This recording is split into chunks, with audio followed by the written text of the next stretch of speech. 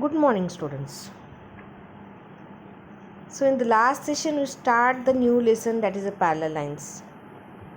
I taught you some basic concept regarding the parallel lines. So, what is parallel lines? When two lines intersect, the pair of opposite angles are congruent. These are the properties of the parallel line. When two lines never intersect each other, called as a parallel line.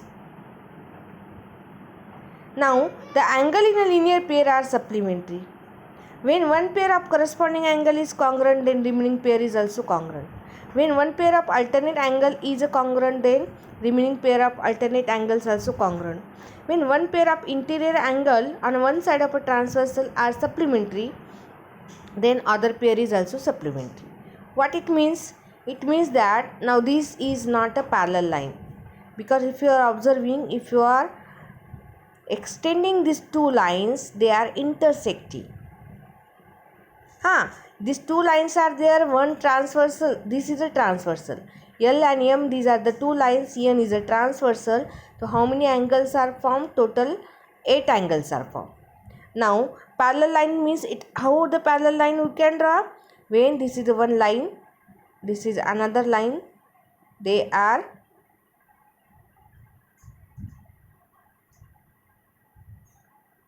and this is a transversal. This line L and line M.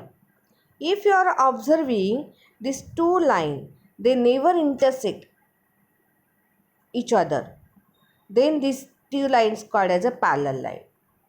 Now this line L and line M, these are parallel to each other, and this N is a transversal. This N is a transversal. Then what we can say that? We can say that these angle form are the different types. Which type? If you are observing this angle A is corresponding angle with P. This is B, then this is Q.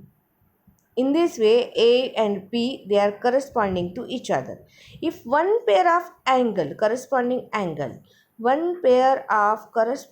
angle is congruent, the remaining pair is also congruent.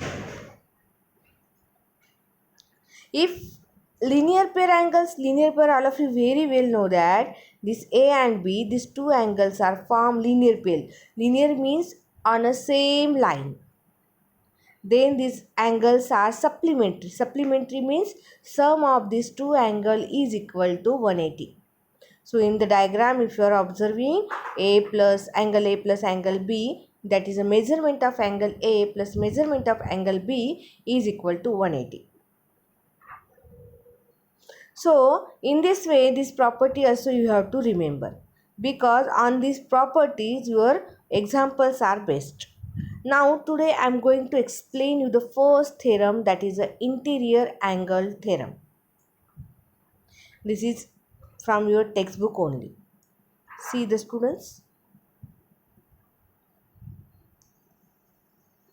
Now if two parallel lines, this is the statement of a theorem.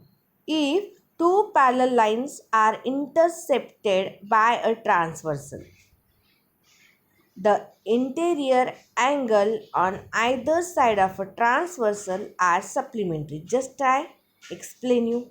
Now see, in the diagram, what is given? Line L is parallel to line M. Line L is parallel to line M. And N is a transversal. This N is a transversal. Now, as shown in the figure, angle A and angle B are interior angle formed by one side of a transversal. एक ही side A, B. This is a one pair. C, D. This is another pair. So one side of a transversal means transversal के एक side. If the angle formed on one side of a transversal are supplementary, we have to prove it. What to prove? According to the diagram, angle A plus angle B is equal to 180 degree, and second pair, that is angle D plus angle C, is equal to 180 degree. So students, there are some possibilities are there. We have to consider the three possibilities. Now in the before session also, in the lesson number 1, I explain you that there are two methods are there to prove the theorem. One is a direct proof and another is an indirect proof. What is meant by direct proof? Direct proof means whatever given, according to that we have to prove by using some properties. And in indirect proof, how to prove the theorems? We proved the theorem by assuming the given statement is wrong. Or what to prove? Which statement is wrong? What to prove? Or here what we are doing here? We are doing here the three possibilities arise regarding the sum of angle of A and B. Firstly, we will consider that maybe angle A plus B is less than 180. Then we consider angle A plus B is greater than 180. And then at last, the third possibility that we have to prove angle A plus angle B is equal to 180. Now students, assume that your first possibility, angle A plus angle B is less than 180, is a true statement. Okay. Then according to the Euclid's postulates, if the line L and line M are produced will intersect each other on the side of transversal, then angle A and angle B are formed. But line L and line M are parallel. If they are parallel, it means that angle A plus angle B is less than 180. Is possible? No. When it is possible? When these two lines are not parallel to each other. Means somewhere they are intersecting to each other. Then we can say that your first possibility is a possible. But what is given here? It is given that these two lines are parallel. If they are parallel, means your first possibility is impossible. And therefore it is wrong. Now let suppose the second statement, that is angle A plus angle B is greater than 180. If it is greater than 180, but angle A plus angle D is equal to 180, because angle is a linear pair.